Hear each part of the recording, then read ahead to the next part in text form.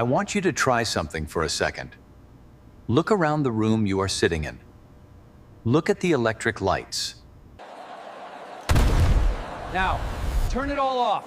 Delete the electricity. Delete the police, the internet. Welcome to Salem, Massachusetts. The year is 1692. And you have just stepped into the most terrifying winter in American history. Imagine standing on the shoreline. Behind you is the freezing Atlantic Ocean. In front of you, an endless black ocean of trees. They believed that once you stepped into those woods, God's protection stopped and Satan's rule began. They believed that demons lived in the shadows of the pines, waiting to snatch a soul. And the silence?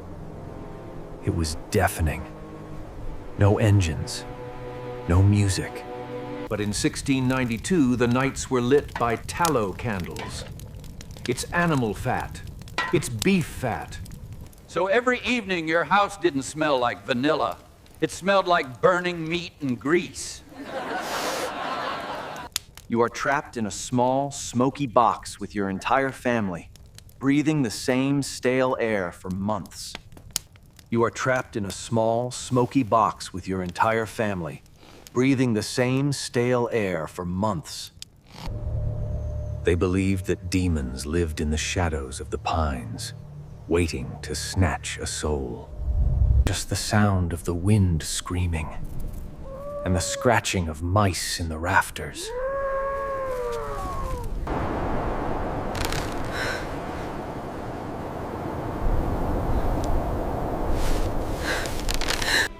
In that silence, your mind starts to play tricks on you.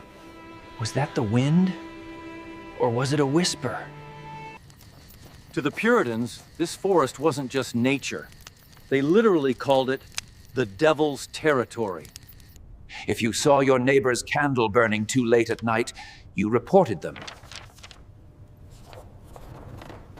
If a farmer's cow died suddenly, you didn't think bad luck. You thought, who cursed them? Everyone was a detective. And everyone was a suspect. So picture this community. They are frozen.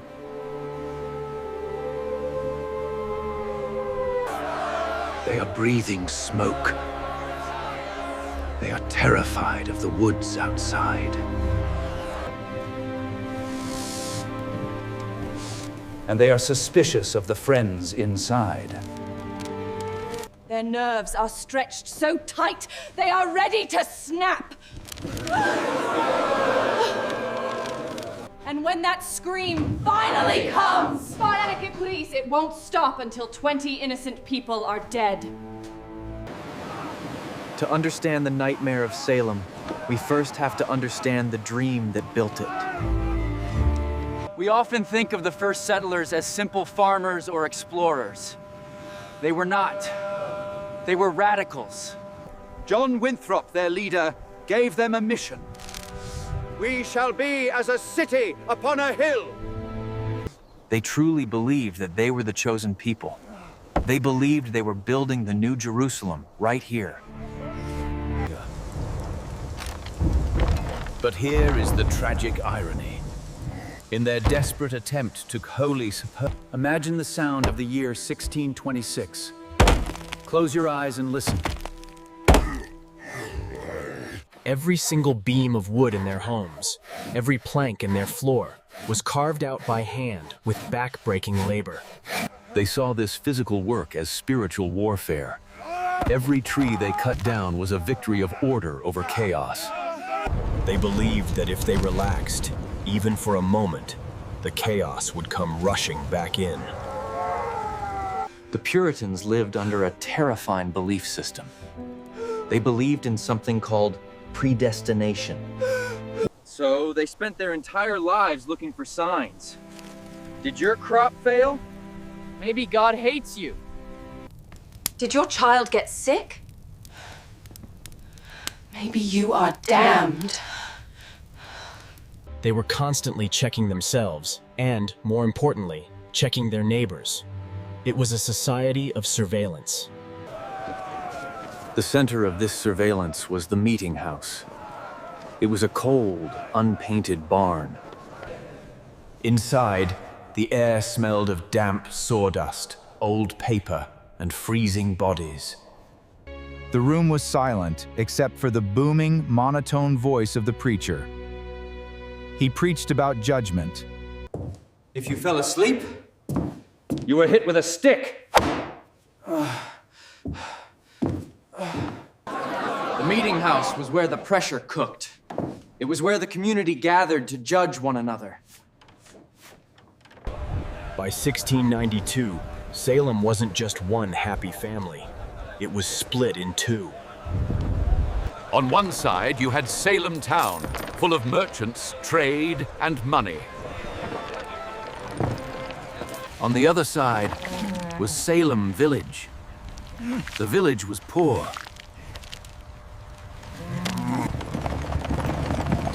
The farmers in the village looked at the rich merchants in the town with pure jealousy. It wasn't just about magic. It was about class warfare. It was the poor turning against the rich. They were looking for a scapegoat. They were looking for someone to blame for their misery. And when a few young girls started screaming, the people of Salem didn't try to stop it. They welcomed it. Your day doesn't start with an alarm clock. It starts in pitch blackness, long before the sun rises. The water in the bucket is frozen solid. You have to break the ice just to wash your face. Forget about cotton or silk. You pull on heavy, coarse wool. It is stiff. It is scratchy. The air in the room is thick. It smells of unwashed bodies. This is the scent of survival. For the men, life is a war against the ground itself. New England is not easy farmland. The soil is rocky and stubborn. You take a primitive wooden plow. Every few feet, the blade hits a granite rock. Your hands are blistered, calloused, and permanently stained with dirt. This isn't just a job. If you don't plant enough now, your children will die next winter. There is no retirement. There is only the labor, from the moment you can walk until the day you die. For the women, the world is even smaller. Their domain is the hearth. It was dangerous. Your dress is heavy wool.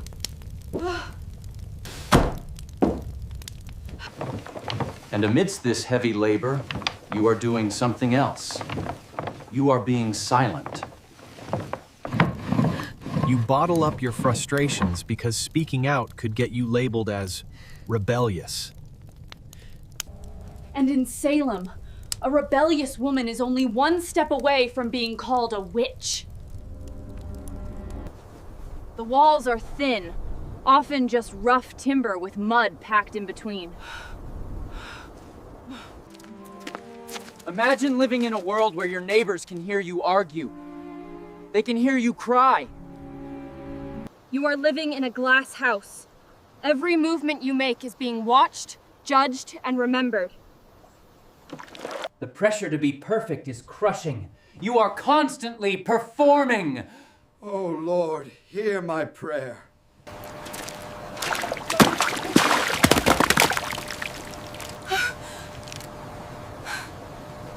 And then the sun goes down. Nighttime in 1692 is not like nighttime today. When the sun sets, the world disappears. The family huddles close to the hearth, not just for warmth, but for light. As the fire dances, the shadows stretch and twist. They look like demons.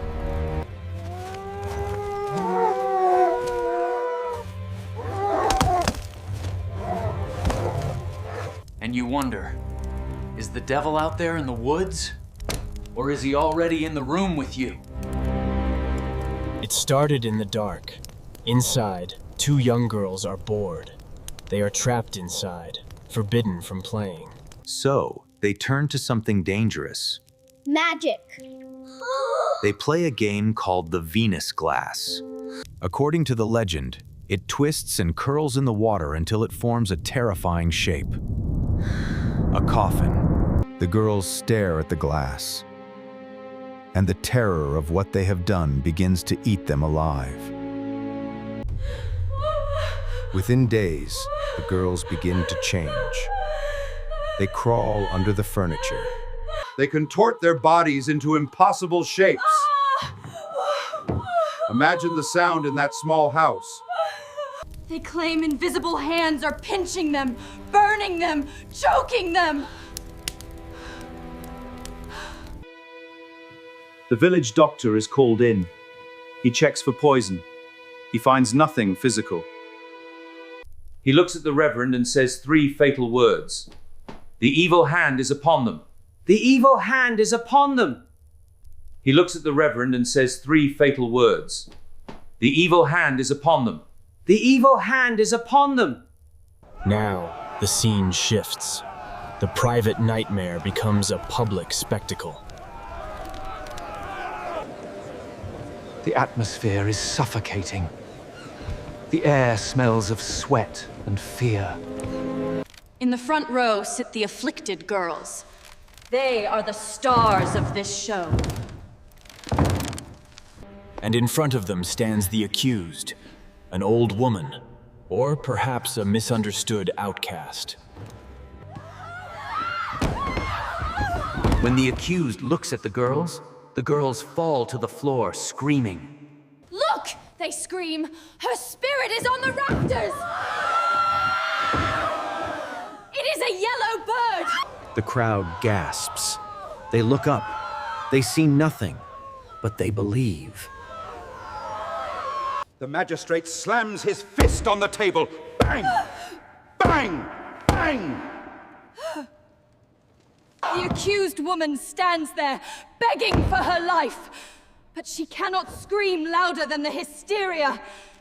It becomes a way to settle old scores. If you hate your neighbor, accuse him. If you want a man's land, accuse him. Is now full of grandmothers, farmers. They are chained to the walls. Finally, we come to Proctor's Ledge. They are building a gallows. The cart rattles up the hill, carrying the condemned. These are not strangers. But in Salem, one witness remains. It is a large, ominous black house with steep, pointed gables. It sits there like a dark stain on a bright painting. This is the Jonathan Corwin house. First, let's go back. Close your eyes and strip away the pavement. The year is 1692. The street outside is not paved. It is a river of thick, freezing mud. The house stands alone. It represents authority. Inside lives Judge Jonathan Corwin. Step inside the study. The only light comes from the fireplace, casting long, flickering shadows. He dips his quill into the ink. Scratch, scratch, scratch. With every stroke of that pen, he is signing an arrest warrant. People walk past this house with their heads down. They don't look up.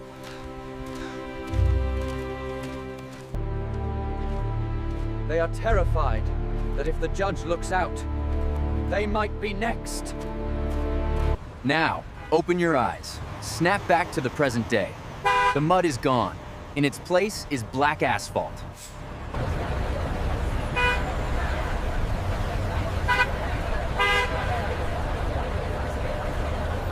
They aren't walking with their heads down in fear.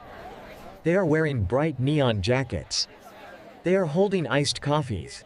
Tourists flock here by the thousands. Click. They take a selfie. They post it to Instagram with a spooky emoji.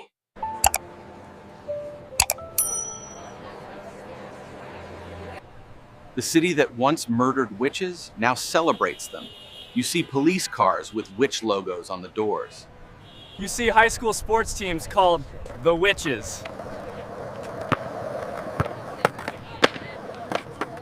You see shops selling tarot cards and crystals right next to where the victims were jailed. You are looking at a crime scene that has become a theme park. The noise of the modern world, it almost drowns out the history. It makes it feel safe.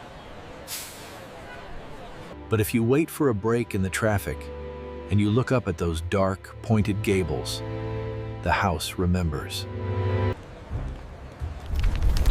The asphalt and the iPhone are just a mask. Underneath, the human nature.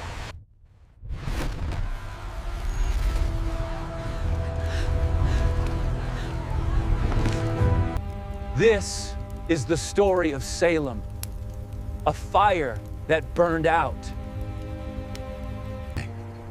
But left a scar that never healed.